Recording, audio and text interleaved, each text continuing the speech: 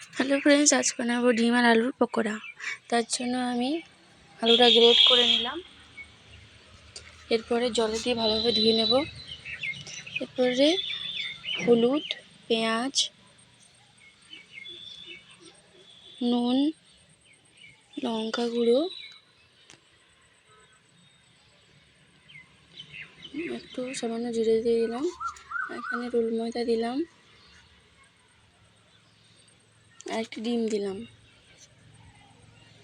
এরপরে ভালো করে মেখে নেব। যেমন মাখা হয়ে গেছে, এবার তাওয়াতে আমি তেল দিয়ে দিলাম।